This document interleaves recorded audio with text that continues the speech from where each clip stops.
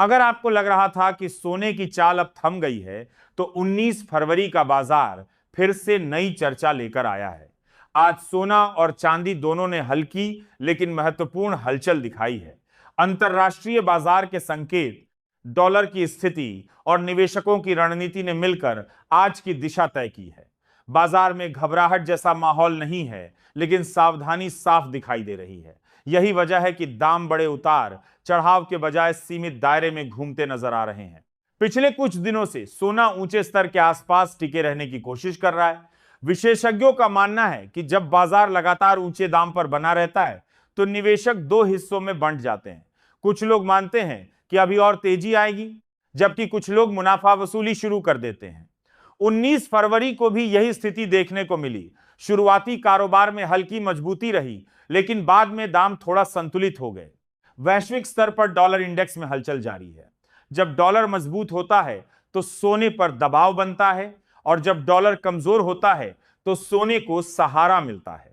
आज डॉलर में बहुत बड़ी चाल नहीं रही, इसलिए सोना भी सीमित दायरे में रहा। ब्याज दरों को लेकर भी बाजार इंतजार की स्थिति में है। अगर भविष्य में दरों में कटौती के संकेत मिलते हैं तो सोने में फिर तेजी आ सकती है। घरेलू बाजार में मांग सामान्य बनी हुई है। शादी और पारंपरिक खरीदारी के कारण लोग जरूरत के हिसाब से सोना ले रहे हैं। हालांकि ऊंचे दाम के कारण बड़ी खरीदारी कम है। ज्वेलर्स का कहना है कि ग्राहक छोटे छोटे वजन में खरीदारी कर रहे हैं। गिरावट आने पर थोड़ी तेजी से खरीद होती है, लेकिन तेज उछाल आने पर लोग इंतजार करना पसंद करते हैं। चांदी की बात करें तो इसमें भी हल्की अस्थिरता रही।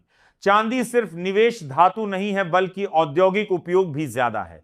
इलेक्ट्रॉनिक्स, सोलर और ऑटो सेक्टर में इसकी मांग जुड़ी होती है, इसलिए चांदी में उतार चढ़ाव थोड़ा तेज देखने को मिलता है। आज चांदी ने हल्की मजबूती दिखाई, लेकिन दिन के अंत में संतुलन बना रहा। निवेश के नजरिए से देखें तो विशेषज्ञ यही सलाह दे रहे हैं कि एक साथ पूरा पैसा लगाने के बजाय धीरे धीरे निवेश करें। इससे औसत कीमत का फायदा मिलता है। अगर बाजार और नीचे आता है तो नुकसान सीमित रहेगा, और अगर ऊपर जाता है तो फायदा सुरक्षित रहेगा।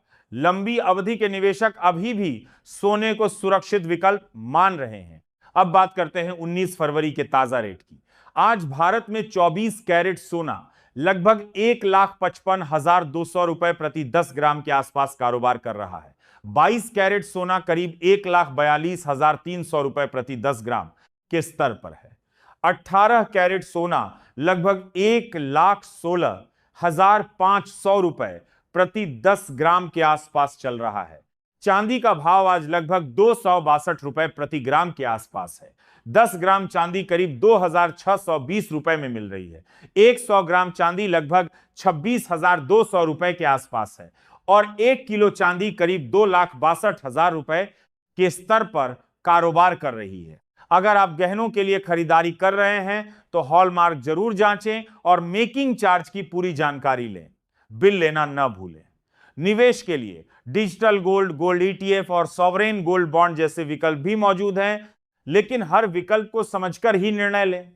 इस समय बाजार का सबसे बड़ा सवाल यही है कि क्या यह सिर्फ सामान्य उतार चढ़ाव है या किसी बड़े ट्रेंड की शुरुआत।